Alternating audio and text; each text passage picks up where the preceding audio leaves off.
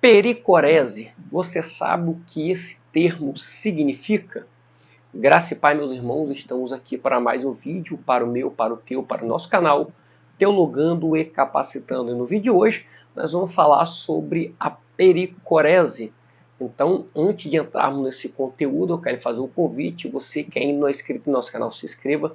Faça parte dessa comunidade de apaixonados pela Palavra de Deus, o nosso canal Teologando e Capacitando. Também não esqueça de ativar os sinos da notificação para você ficar informado toda vez que eu subir o vídeo novo para o canal. Não esqueça de deixar o seu like, pois o like ajuda muito o YouTube a engajar o canal com mais pessoas, e também compartilhe os nossos vídeos em suas mídias sociais, WhatsApp, Facebook, Instagram, e ajude o canal nesta crescente. Também, querido, comece a comprar seus materiais teológicos pelo nosso link de afiliado da Shopee, que está na descrição do vídeo. Comprando pelo link, você vai ajudar o canal a se retroalimentar. Então, compre pelo link, ajude o canal e vamos para o vídeo.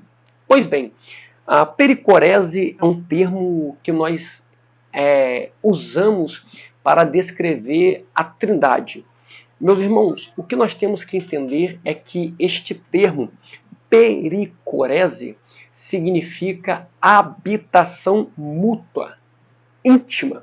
Uma vez que nós estamos falando de um Deus triuno, onde ele é um, mas subsiste em três pessoas. Ou seja, basicamente é isso que vai definir a doutrina da Trindade. Eu posso fazer mais um vídeo mais na frente, falando a respeito da Trindade em si. Todavia, nós temos que entender que a doutrina da Trindade, ela não foi formada no ano de 325, no Concílio de Nicéia, como os unicistas eles afirmam. Alguns falam que ela é de origem pagã, papal, nada disso. O que nós temos que entender é que nós temos documentos históricos bem antes do Concílio de Nicéia, do Concílio de Constantinopla, afirmando a doutrina da Trindade. Além dos documentos históricos, nós temos também a Palavra de Deus, a Bíblia Sagrada, que é o nosso manual de regra, prática e fé. E se cremos na doutrina da Trindade, é porque nós conseguimos enxergar a doutrina da Trindade nas Sagradas Escrituras. Nós precisamos entender que, como a unidade pela substância, ela é complementada pela unidade da pericorese. Quando nós usamos o termo pericorese, estamos querendo dizer que o Pai habita plenamente no Filho, estamos querendo dizer que o Filho habita plenamente no Pai, e estamos querendo também dizer que o Espírito Santo habita plenamente tanto no Pai como no Filho. Ou seja, na pericorese, as pessoas da Trindade habitam plenamente uma nas outras, sem perder a sua identidade e a sua individualidade. Isso é muito importante que nós temos que ter em mente. Se nós usarmos o texto do Evangelho de João, capítulo 14, deixa eu me citar aqui no texto, versículo de número 9 ao 11, eu quero ler a palavra de Deus que vai dizer assim, Evangelho de João, capítulo de número 14, versículo 9 ao verso 11. Filipe disse a Jesus, Senhor, mostra-nos o Pai, e isso não basta. Jesus respondeu, há tanto tempo estou convosco, ou com vocês, que eu estou lendo a NA, Filipe, e você ainda não me conhece? Quem vê a mim, vê o Pai. Como é que você diz, mostre-nos o Pai? Você não crê que eu estou no Pai e que o Pai está em mim? As palavras que eu digo a vocês, não as digo por mim mesmo, mas o Pai que permanece em mim faz as suas obras. Creiam que eu estou no Pai e que o Pai está em mim. Creia ao menos por causa das mesmas obras. O interessante é que nesse texto nós percebemos que o Pai está plenamente no Filho e que o Filho, Jesus, está plenamente no Pai. E o verso 11 nos chama para crer. Se nós irmos um pouco além nós vamos encontrar no Evangelho de João, porém no capítulo de número 10, versículo de número 38, olha o que o texto nos diz. Mas se faço e vocês não creem em mim, creiam pelo menos nas obras, para que vocês possam saber e compreender que o Pai está em mim e que eu estou no Pai. Ou o texto que está citado no Evangelho de João, capítulo 10, versículo de número 38, é Jesus repetindo a mesma ideia no capítulo 14, verso 9 ao 11, onde ele vai dizer para nós crer. Ou seja, essa sua afirmação é feita ele falando para os judeus. E o que é mais interessante é que essa afirmação do versículo 38, ela está situada no mesmo contexto do capítulo 10, porém agora, versículo 30, que ele vai dizer, eu e o Pai somos um.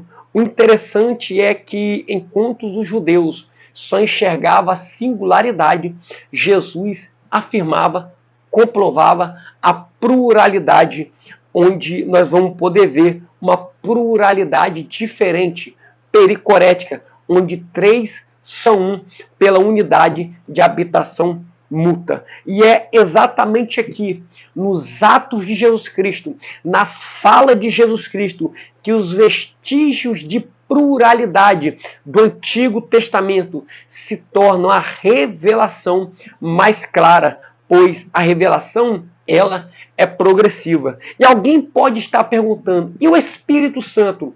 Todavia, eu vou falar agora, essa revelação se estende até o Espírito Santo, pois em Mateus capítulo 10, deixa eu me situar no texto, vai dizer, no versículo de número 20, afinal, não são vocês que estão falando mal, estão falando, mas o Espírito do Pai de vocês é quem fala por meio de vocês. Ou seja, no capítulo 10, verso 20 de Mateus, o Espírito é o Espírito do Pai.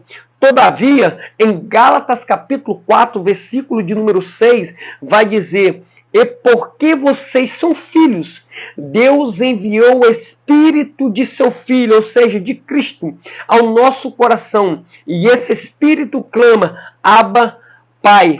Ou seja, em Mateus capítulo 10, versículo 20, o Espírito é chamado de Espírito do Pai. Em Gálatas capítulo 4, versículo de número 6, o Espírito é chamado do Espírito do Filho. Todavia, quando nós vamos para Romanos, isso é muito lindo na revelação da palavra de Deus. No capítulo de número 8, verso de número 9 ao verso de número 11, nós vamos ter palavras de Paulo. Vocês, ou vós, porém, não estão na carne, mas no Espírito. Se de fato o Espírito de Deus habita em vocês, e se alguém não tem o Espírito de Cristo, esse tal não é dele. Se, porém, Cristo está em vós, em vocês, o corpo, na verdade, está morto por causa do pecado, mas o Espírito é vida por causa da justiça. Se em vocês ou em vós habita o Espírito daquele que ressuscitou Jesus dentre os mortos, esse mesmo que ressuscitou Cristo dentre os mortos, vivificará também o corpo mortal de vocês, por meio do seu Espírito que habita em vocês. O interessante é que esse texto de Romanos capítulo 8, verso 9 ao 11, acaba com qualquer controvérsia a respeito da pluralidade da doutrina da Trindade. O que Paulo está dizendo é, primeiro, sobre o Espírito de Deus que habita em nós. Depois, se refere ao Espírito de Cristo em nós. Então ele afirma que o próprio Cristo que está em nós. E por fim, afirma que é aquele que ressuscitou Jesus dos mortos, o Pai, que vivificará nossos corpos por meio do seu Espírito. Ou seja, nós somos habitados pelo Pai, pelo Filho e pelo Espírito Santo. Então nós temos que entender que na pericorese da Trindade temos a plenitude de Deus em nós. E para fechar esse vídeo, para fechar esse estudo, eu quero terminar com chave de ouro, trazendo a palavra do evangelista João, no capítulo 14, versículo de número 23. Jesus responde: se alguém me ama, guardará a minha palavra, e o meu Pai o amarás. E viremos, pluralidade, para ele, e faremos, pluralidade, nele morada. Então, querido, só não enxerga a distinção de pessoas na Trindade. E com esse estudo sobre a pericorese, só não enxerga quem tem a visão fechada. Então, que Deus possa lhe abençoar. Até o próximo vídeo, em nome de Jesus. Amém.